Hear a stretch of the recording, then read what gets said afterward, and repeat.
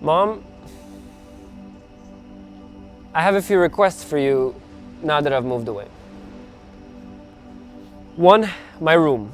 Do not change a thing. Do not move the bed. Do not take down my posters. G-Unit is an inspirational group of gentlemen, I'll have you know. My well-worn clothes, woven fabric, warming weak-weathered bones, keep them too, right where they are. Pants, jackets, shirts, and neglected piles, my silent accomplices in the making of the careless moments of youth.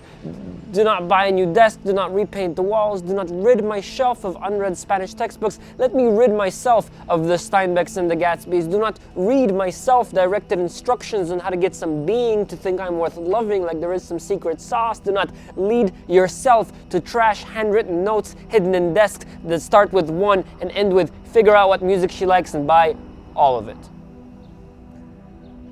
2, your food.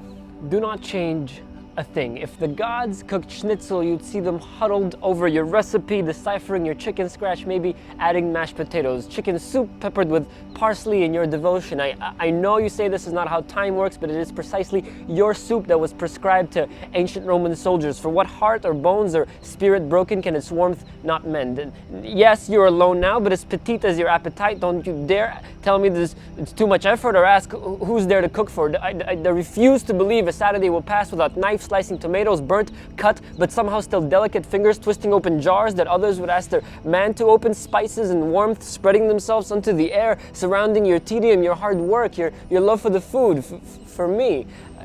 Call me when the food is ready, please, as if I'm still sat in my room waiting for Mom. Listen, if you stop cooking, what smells will I use to find my way back home?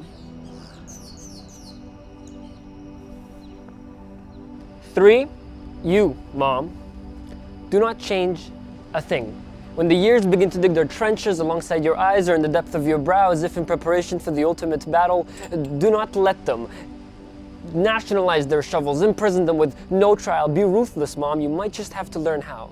Do not let the brown of your hair gentrify like Bed-Stuy, or let the corners of your mouth turn into a grimace like suns that have set. And when I come back to visit, please, be just the way I had left you. Mom, do not change a thing. Love, your son. That was the letter I had wanted to send but didn't, because I realized that if selfishness was 1 letter and not 11, it would be the letter of a kid demanding his mom not to change, to freeze time in anticipation of his sporadic visits, to stop living until the phone rings and I'm on my way and your vocal cords strained under the pressure of their rebirth and your mind already on its mental path through grocery aisles and parking lots, just so I can feel like everything is the same as it always was, so I can pretend like I never left you in the past as I went about in search of my future. So thank you, Mom, for being a willing accomplice in this crime, but I think it's time for me to turn myself in. Go ahead.